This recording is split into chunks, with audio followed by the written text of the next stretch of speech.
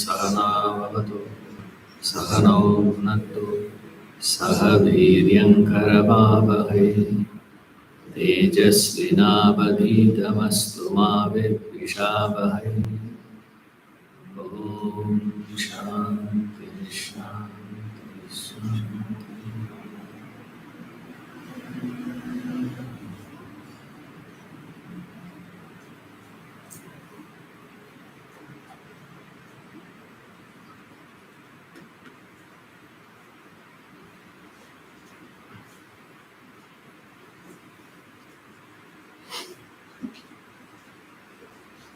Verse number 24.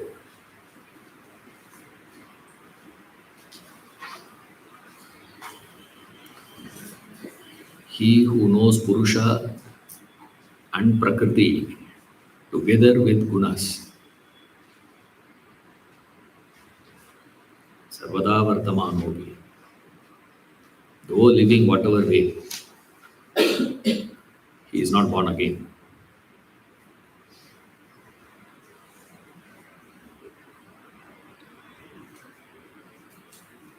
Briefly, he is concluding what is the result of this knowledge. What is the prayojana? What is the use? Even though you are not supposed to be pursuing knowledge for the utility,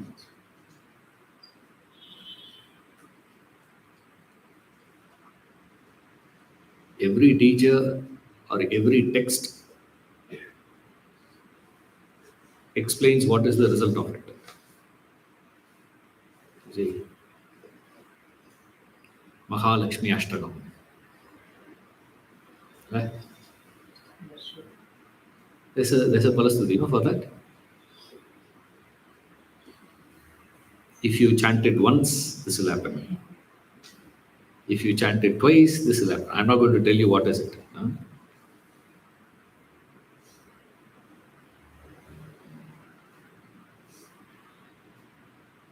Every text will give you the what is the result of this knowledge. To who it is mentioned is for those who are in the border case. Right? Remember, always education is only for the border case.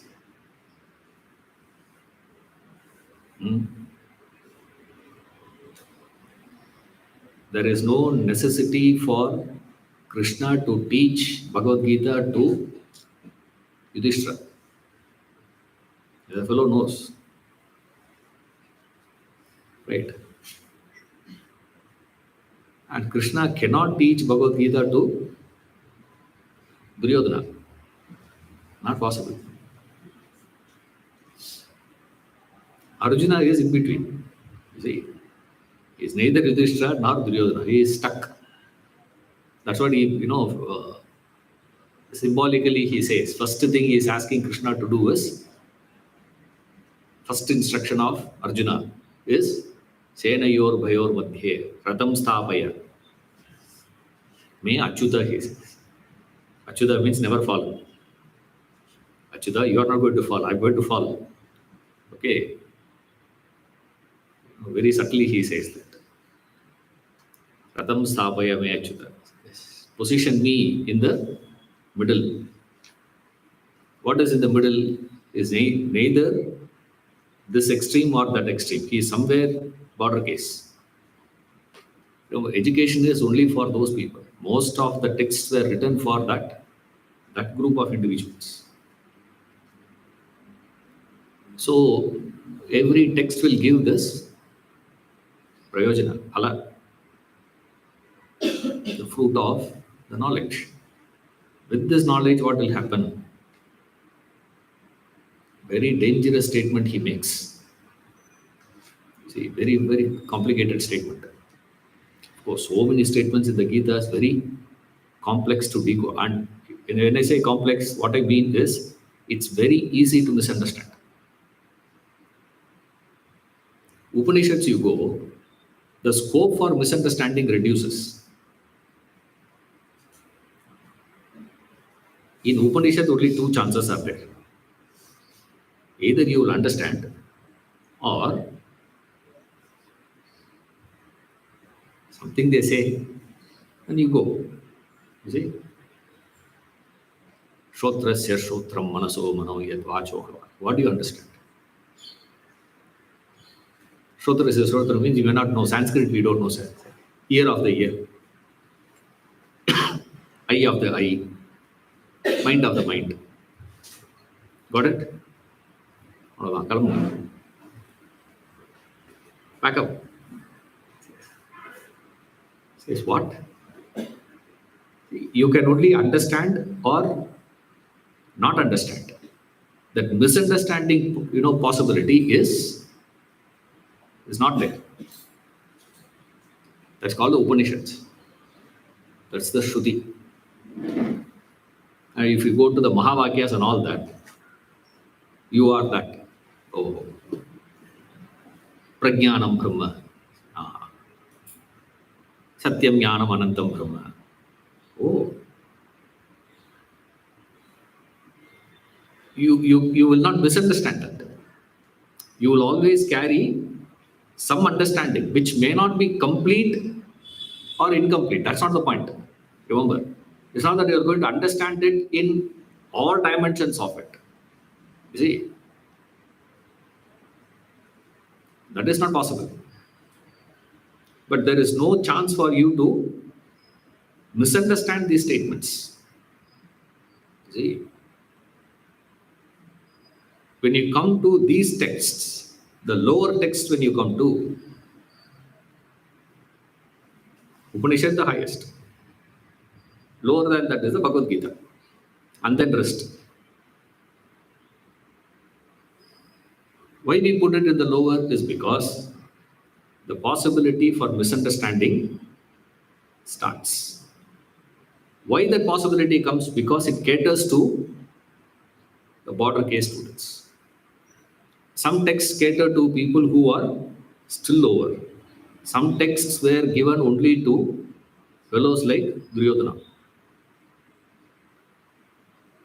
That's what we do, seminar. Right? Management training. Bhagavad Gita in management. What is that?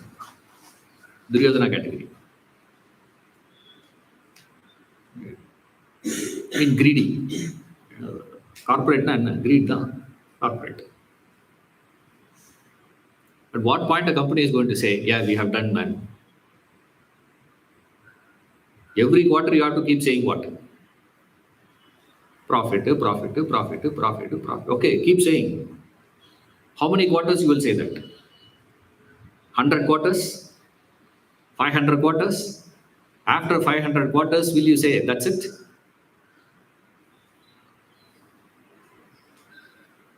It will go. Oh, wing. Grow. Dhamal. Is it growing or is it swelling? You all see the difference, no?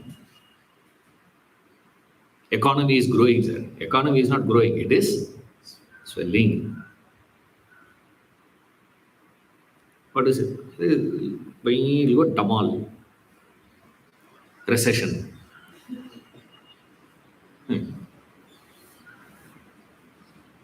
But every company will have profit or loss account. Yeah. Profit or loss. The account itself says there is a loss. Highest possibility for misunderstanding. In fact, the misunderstanding is believed to be the right understanding. That's the extreme. Bhagavad Gita comes in the border.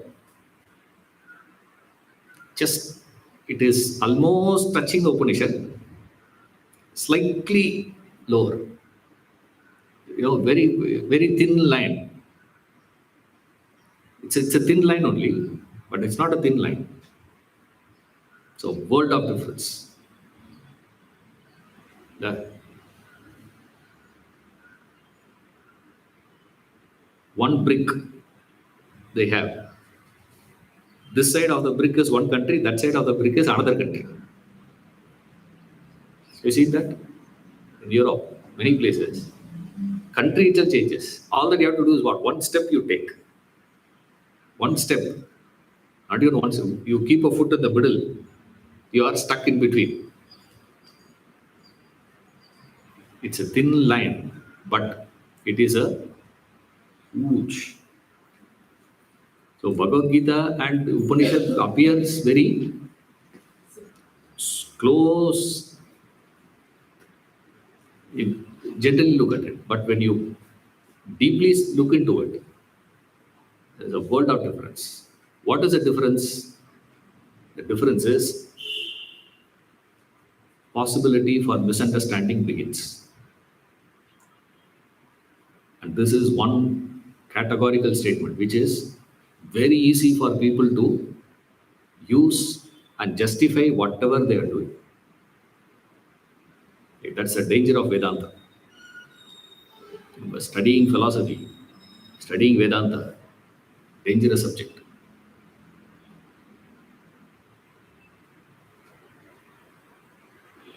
From where it comes, this is the way. Though living in whatever way, you should not say like, whatever way. English, whatever way. He can do anything. You mean anything?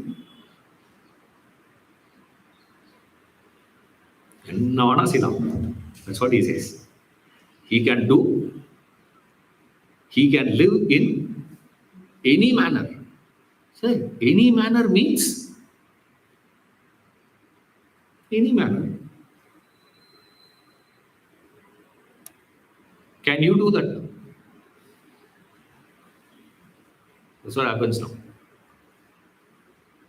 He's describing the life of a person from Samadhi to Mahasamadhi. The period. How that lifestyle goes for a person between Samadhi means realization. Mahasamadhi means passing of the body.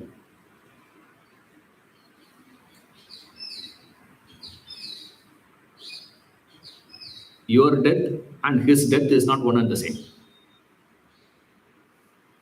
You see? Your birth and his birth is one and the same. Follow? You are born, why? Because of the pressure of your vasanas. Right? He is also born because of his vasanas. Your vasanas, his vasanas. Right? But when you die, he also dies. Is it the same? That's where this difference comes. Right? What is the difference between your death and his death? What is the cause of your death? The cause of your death is the resultant. Right? The cause of his death is prarabdha vasana recursion. One difference. Very technical. Right? Your birth is because of vasanas. His birth is also because of asanas. Your death is because of resultant force.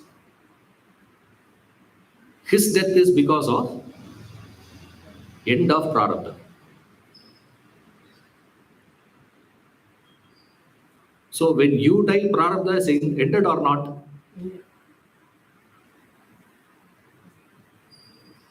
Right? According to the technical definition, theoretical definition of prarabdha vasana, it is supposed to have ended. Does it mean the end of prarabdha in you is equal to death of you?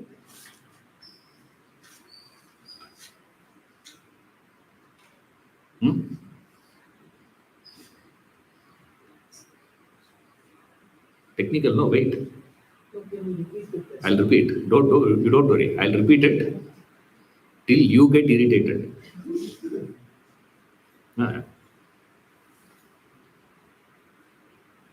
See, you are born.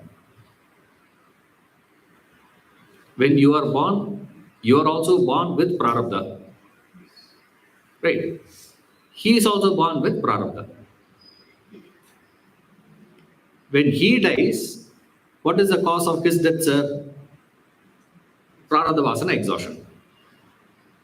Which means, by definition, prarabdha vasana exhausted means you are supposed to die. Right? Does it mean, will it be applicable to your life also? That is the question. To your death also, will it be applicable? Can you apply that? If you can apply it, why are we bringing in resultant? Resultant, you all understand. Resultant means total force. Effect of total force. Object will move in a direction where the force is acted on. Physics. Physics teacher varla. Escaped. Because that she is very smart. She's sitting this side, she will say, I'm a chemistry teacher. This side, she will say, I'm a physics teacher. I say, what is this?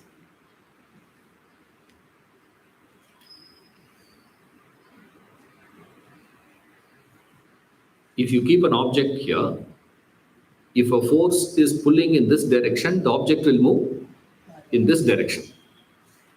If an object is pulled in this direction, y-axis, in y-axis. If an object is pulled in x-axis, it will move in x. If that object is pulled in y-axis, it will move in y-axis. Imagine a scenario where simultaneously equal amount of force were to be acting on that object, x-axis and y-axis at the same time. Where it will move? One fellow said, it will be torn apart, sir.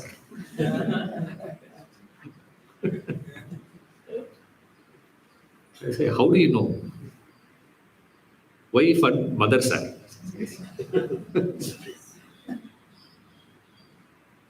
Because she is pulling me in one direction, that lady is pulling me another direction. What's happening to me? I torn apart. The object will move in 45 degrees angle. And what is interesting is, there is no force pulling that object in that 45 degree angle. But still, we see the object is moving in that direction. Why? That is because of the resultant of the two forces, known as law of parallelogram of forces. இதெல்லாம் நான் சொல்றேன்னா, don't think I'm physics expert லாம் இல்ல. Don't think, oh, he must have studied physics a lot. This all I know. More than this, if you ask me, I have no idea. Memory.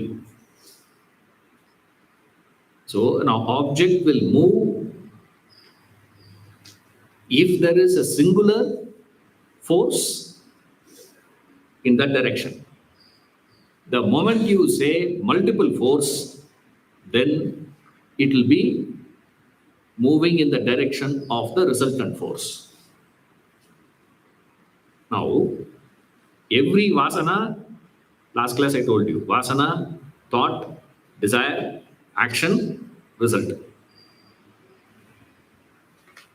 Now here when we say force, we are referring to which force, sir? Vasana or thought or desire. For your easy understanding, we prefer to use the word desire. Do you have a singular desire or multiple desires? Multiple desires. Which means in which direction your life will be moving? No clue. That accounts for your entire life. Why things are not happening the way you're expecting. Now they say, no, manifestation. No, manifestation. If you have singular desire, your life will move in that direction. Right? If you have singular desire that I want to become rich, singularly you will become rich. Suddenly you will say, what? No, no, no. I want to be rich at the same time. I want to be loved by everybody. Adu nadakadu. Then you are not having singular desire. Now you are having two desires. What is a desire?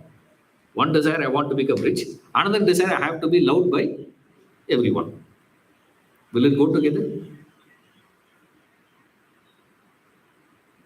Hmm? And that too, love from whom? Neighbor. Impossible. Relative. Forget it. Siblings. Over. That's why you say, will God love me? Even that also not possible. If you have a singular desire, your life will move in that direction.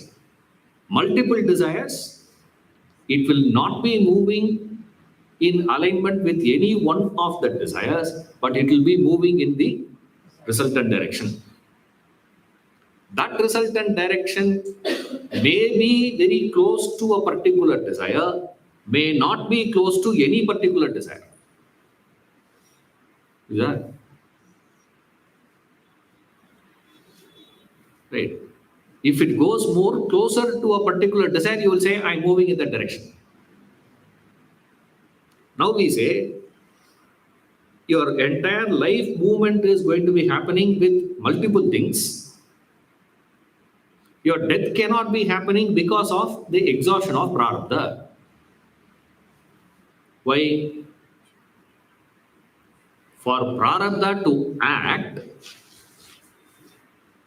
or for you to recognize the action of prarabdha in you, there is a condition. Conditions applied. Remember. What is the condition, sir? Your purushartha should have become nil.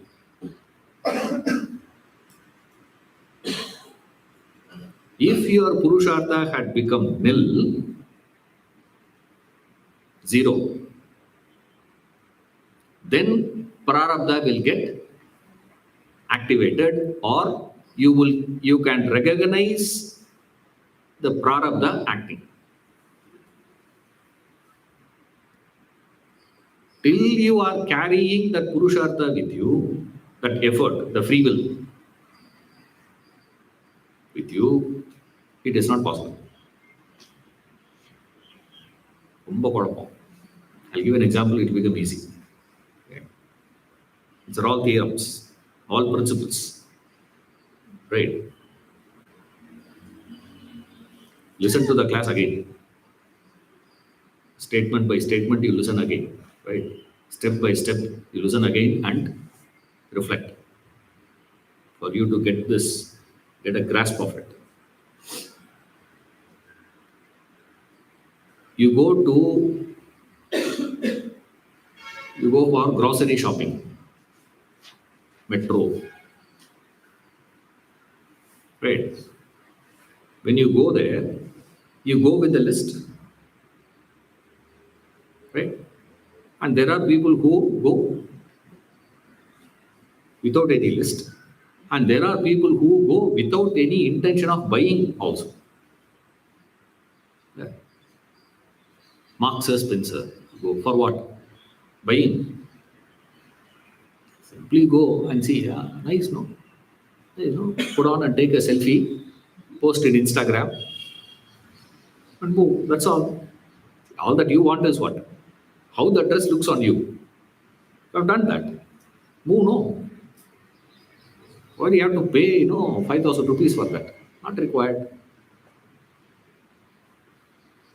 This is another group of people. Now here we are not talking about those two categories. Here we are discussing about a person who comes in to buy. Now there are two chances are there. One, you go to the shop with a list, buy those things, walk out. Another possibility is you go there, as you are buying the items, you happen to see something else, that also you pick up. Correct? That is the difference between self-realized soul living and you living. His life is what? He comes, he picks up the things that he needed, whatever the list is, picks that, walks out. Your life is not that same. Even after buying all that you require to have bought, what should have been the case? Get out, right? You don't. You linger. That lingering is what is referred to as your Purushartha, free will. Using that free will, what are you doing? You are picking up new desires. You are bringing out more and more desires beyond that prarabdha. Therefore, what happens? Even after your prarabdha exhausted, there is no guarantee that you will also die. You see that? Therefore, we are not saying for your death, the cause is not the end of prarabdha, it is the resultant. Halfway through, you will pick up something else. Leave the whole thing and run behind it. Possible by you. That is not possible for him. So, whatever way he has commenced his life, because the commencement of life is because of prarabdha. Remember that. Starting point of anyone's life is due to prarabdha vasana. Or some use the word prarabdha karma. Some use the word karma, some use the word vasana. That's all. I told you last class. Those who refer to this extreme use the word karma. Those who use other extreme use vasana. Is it?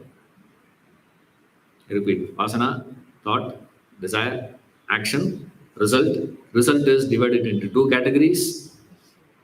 Perceptible, imperceptible. Imperceptible is far subtler, which is what is referred to as karma, punya, papa. So few philosophers prefer to use the word prarabdha karma, sanchita karma, agami karma, this karma. So many karmas they will use. Some philosophers prefer to use the word sanchita vasana, prarabdha vasana. Right. And this is not in linear, this is in circular. Even though I explained it in the linear form, the operation of it is not in the linear form. Operation happens in the circular form, which means vasana, thought, desire, action, result, vasana. So result, what is the result? Result is vasana. Vasana is thought, thought is desire, desire is action, action is result, result equals vasana. So vasana, action, vasana, action, vasana, action, vasana, action. This is what we call as punarapi jananam, punarapi maranam. Janana, marana, janana. What is the janana, marana? This is all it is. This cycle. In that cycle, what's happening? To understand, we put it in this format. Right. So he says, though living in whatever way means he is living his life as directed by his prarabdha, which means there is zero free will. There is no free will there. He doesn't will his life to be moving in a particular direction. Whatever comes on his way, he will just go on experiencing and moving, experiencing and moving, experiencing and moving. Whatever way he lives. Meaning, whatever experiences that is to be experienced due to his prarabdha, he will experience. Not willfully. Right? Now the problem is, now you may say, sir, what is the problem here? The problem is, you have a weakness for smoking. You will hear this and say what? Hey, why are you smoking? Prarabdha vasana, sir. Then I have to show what is my prarabdha. If you live according to your prarabdha, I have to show what is my prarabdha also. Prarabdha vasana. You smoking is not equal to prarabdha vasana, please.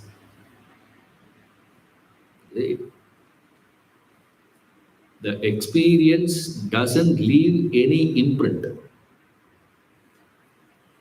Whatever actions he is doing, it doesn't have any imprint.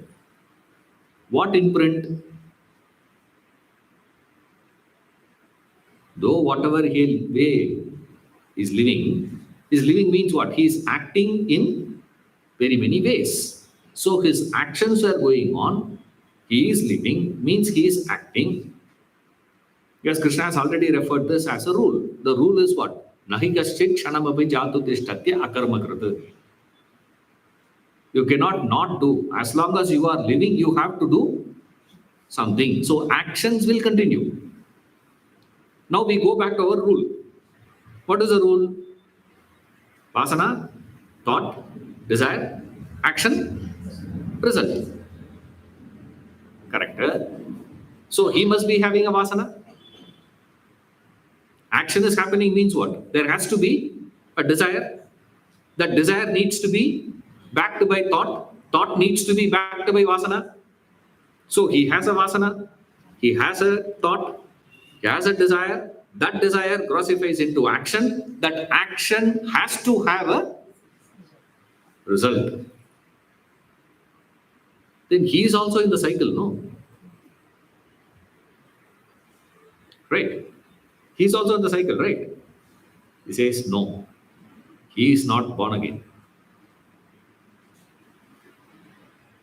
Where is a loophole, sir? The loophole is vasana, thought, desire, action, result also will be there. But what result will be there? Results were divided into two categories, no? Perceptible, imperceptible. Perceptible result will be there. Imperceptible result is not there. Not there, will it not be there? How can suddenly you say that is not there, sir? No, it will be there. But then the problem for life is, problem for world is, or problem for the rule is that imperceptible result needs to be added to whose account? Correct? Result is produced. Now the result has come. That result needs to be accounted somewhere, no? Has to be put somewhere. The confusion for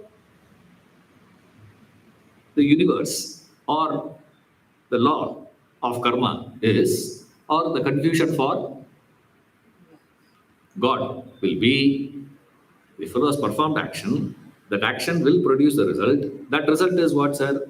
Perceptible, imperceptible. Perceptible is external.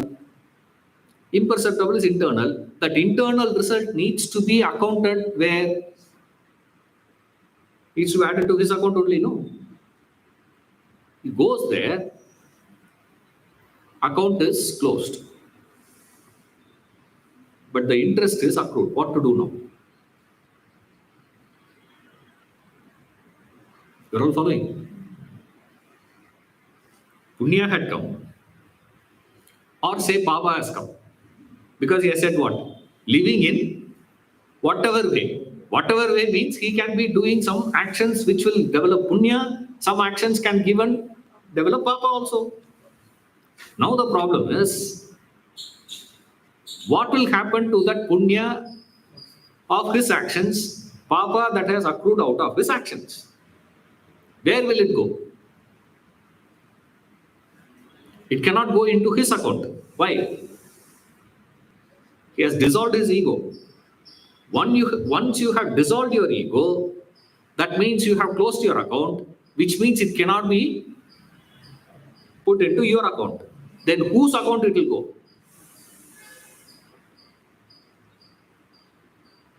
This is what we say, Sukshma. These are all very, very subtle ideas. See, very fine ideas there. To whose account it will go? Huh? That is cheating. That will come to my account. And this. Where it will go? It has to go somewhere, no? In world, we will say what? All that will go to the government kitty, sir. God's one laws doesn't operate like that. It will get dispersed. To whom it will get dispersed?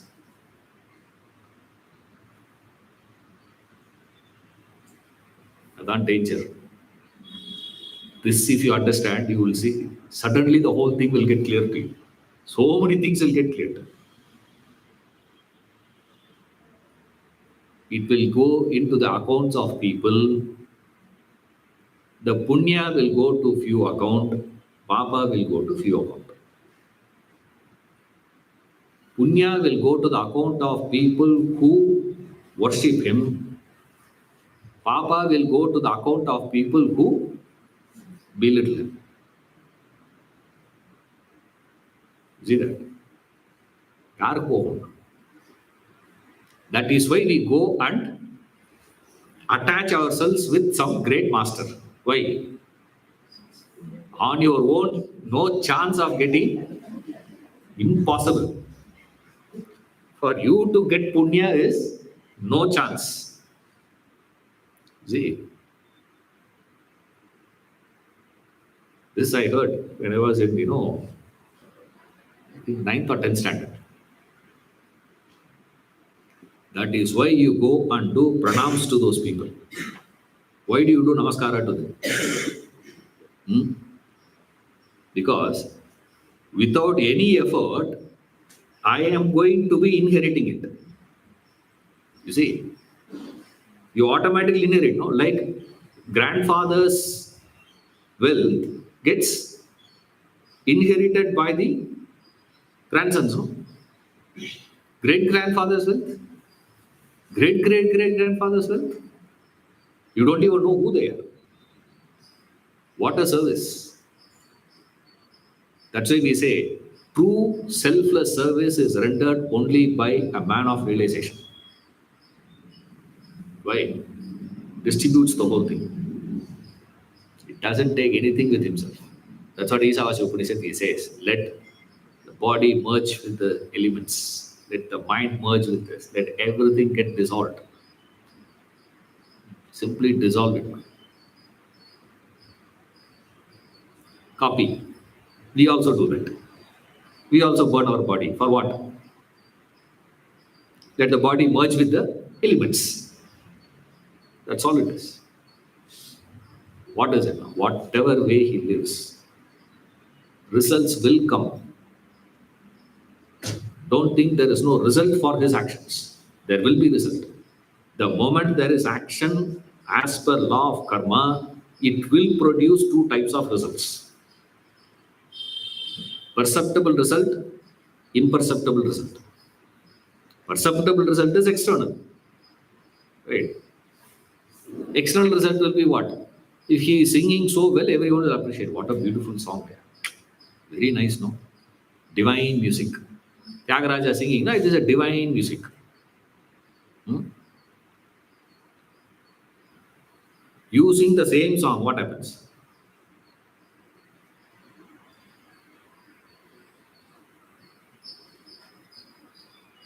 Tyagaraja Aradhana, you see? Entaro Mahanubhavu, Antarikina Vandanam. And people sing so beautifully that. But look into the eyes, nothing is there. Everyone thinks I am that Mahanubhava. Everyone else, I don't know why they are there.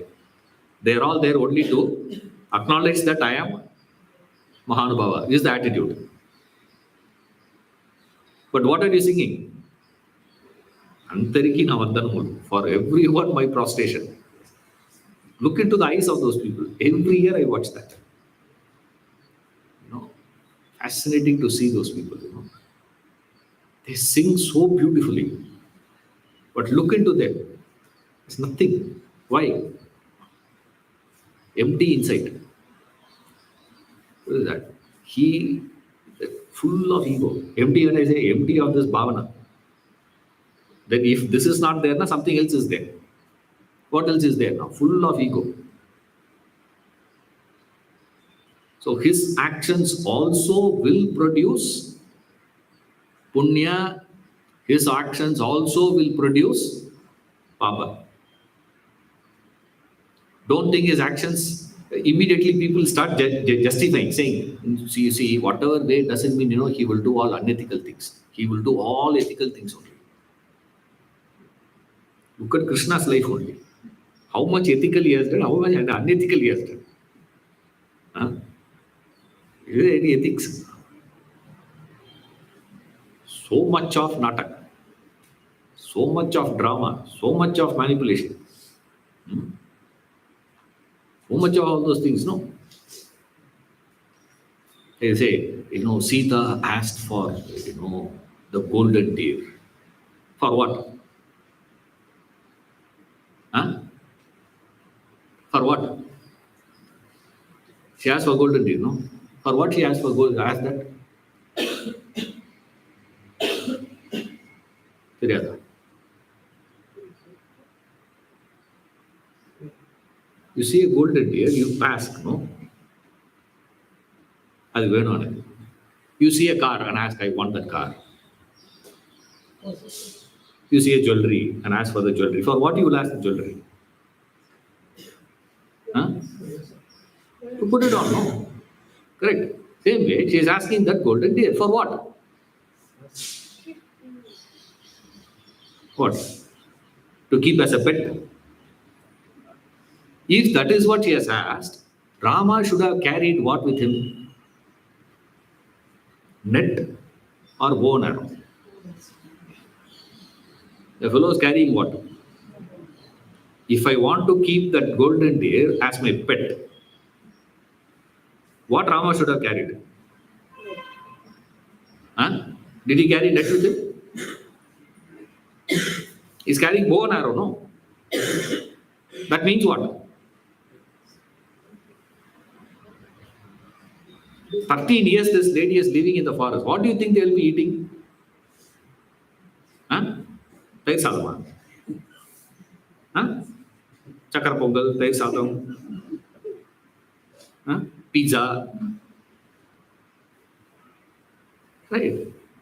Obviously, she must have thought what? Hey, so many days you had this golden deer, how tasty it will be. That's why she asked him to go and catch it and bring. Right. That's why this man is carrying bow and arrow. Right. Today don't try, yeah? Rama will be put behind bars now. If Rama comes back to the state, he'll be put behind bars now. Punya karma, va? Whatever way, so many actions. See, this is how we start justifying things. See, I'm not saying, it is right or wrong. It is, if that is action, that is action. Or else you tell me, if she wants that to be kept as her pet, First thing she should have objected to Rama is what? Taking bow and arrow. Because it is Sita who warned him when he came to the forest with bow and arrow. It's there in Valmiki Ramayana.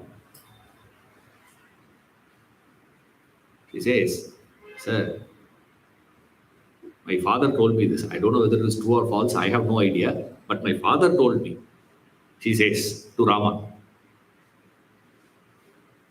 And they are when only these two are there in private conversation. Beautiful explanation she gives there. A lot of reasons and all. I'm not going into those reasons and all that. Finally, she comes to conclusion saying that, see, the moment you have a weapon, it is impossible for you to resist not using it. The presence of the weapon will start creating an itching sensation in you to use it. Right? You come to the forest, for what you are carrying the weapon with you? It is dangerous. That is the time Rama says, Sita, I may forego Lakshmana. I may forego even you. But my Kodanda I will not. That I will not. A weird picture, this guy. Marriage photograph you see, Rama, he'll be with bow and arrow. Like your army general. Therefore, what I'm doing. Marriage, imagine the fellow starting with AK-47.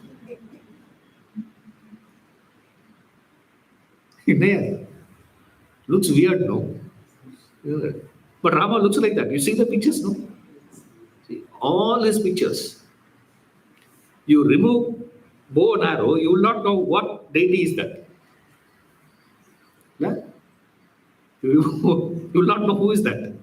You will think that's Muruga or this one. There will be a fight. Like people have a fight, no? Venkatachalamati, Balaji. Is it Muruga or is it Shiva or is it Ambal or it is, Perumal? There is a fight. Each group says one thing. Living in whatever way is not born.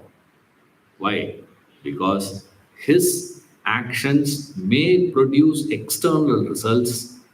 It produces the internal result also, that punya papa, imperceptible, but it doesn't get added to his account. If it is not going to be added to his account, then where will it go? That's why the law of karma says it gets distributed.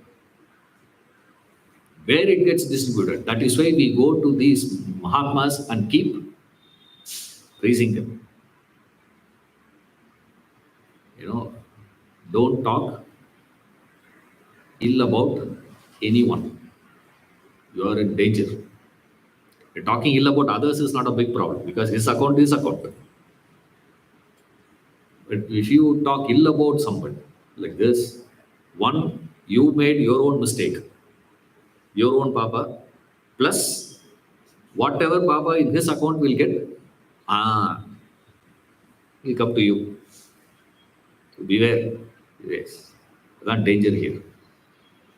He who knows Purusha and Prakriti together with the Gunas, the one who understands all this, though living in whatever way, is not born again. Right? Because his life is led by Prarabdha, which means no ego, no Purushartha. Therefore, whatever actions he is doing, those actions, consequences doesn't impact him, but it will impact people around him. There will be two groups of people around him. One who praises him, one who puts him down, talks ill. So both these categories are there, remember. So beware of that. He has no problems. He will do his actions, his prarabdha will do actions, the prarabdha will produce results, he will know. So he is not impacted. That's what the meaning is. He is not born again. Yes. So this going back to that thing of free will, what you had said, Purushartha, Ah. is it, can we say it is choice? And the choice comes because there are desires to fulfill. Yes. You choose no. Ah, Because of that free will only you are entertaining a thought. correct.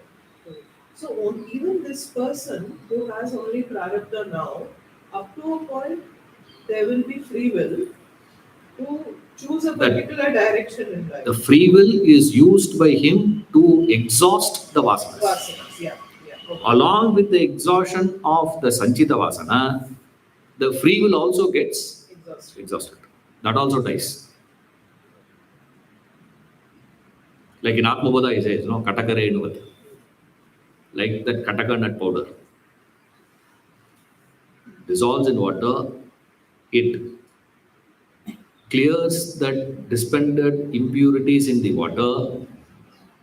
Along with the clearing those things, this also gets cleared. Or you another example they give is Swapna Simhavat. Now the interesting part about that Purushartha is you have the choice. What choice you have? One, Purushartha here means to increase your vasana or to decrease your vasana. That is the Purushartha. Another Purushartha is choosing between two vasanas. You see that? Whenever we use the word free will, we refer to the choice between two desires. I have a desire to attend Vedanta class. Also, I have a desire to watch a cricket match. What I'm going to do?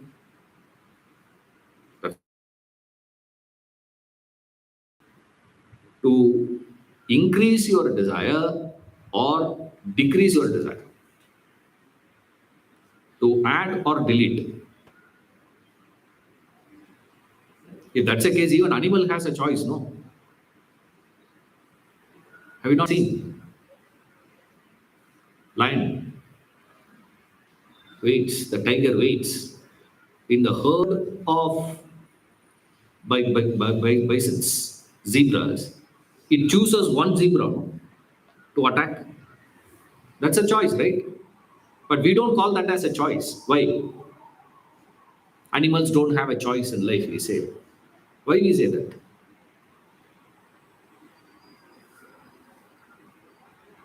If it is hungry, it will eat. If it is not hungry, it will not eat. That's the choice. Choiceless life. Not what to eat. When to eat, what to eat, how much to eat. All prefixed. In human life, that's not the case. Right? You may not have any desire to eat, but you may eat for something else. After all, the person has done so much. I don't want to disappoint him. Therefore, I'm saying, yes, you're not interested in eating. In fact, you don't like the dish. But still, you eat. Tiger will not do that. You see, just to satisfy. Then what is he doing? This is the choice between two desires. That is one type of Purushartha. Then there is what you can put it as relative Purushartha and absolute Purushartha. Absolute Purushartha is what scriptures talk about. Scriptures are not interested in you working with reference to what to choose. Should you choose attending Vedanta class or should you choose to watch a match? Vedanta, I don't care. That is what he says. Yogaratova, Bhogaratova. Sangaratova, Sangavihina. What is Yogaratova, Bhogaratova? Whether you come to class or you go, that's not the point, man, because that choice doesn't make any difference. Then what makes a difference? Increasing desire or decreasing desire? Are you using your effort, your purushartha, to increase vasanas or decrease your vasanas? So you go on decreasing your vasana, you decrease your vasana, decrease your vasana, decrease your vasana. A point will come where all your sanchita got exhausted.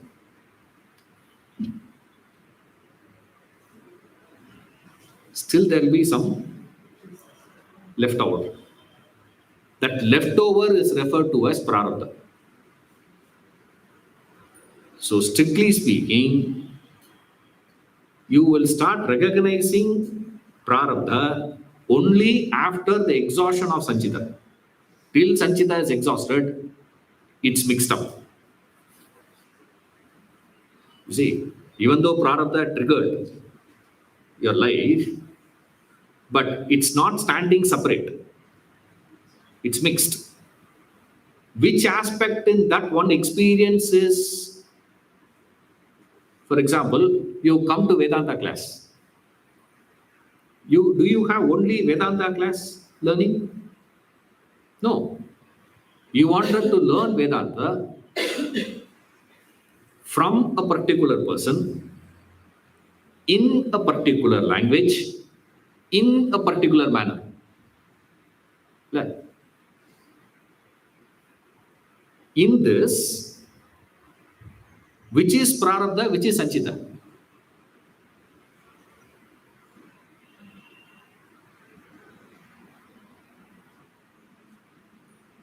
You have a desire to raise your objections, raise your questions, raise your clarifications.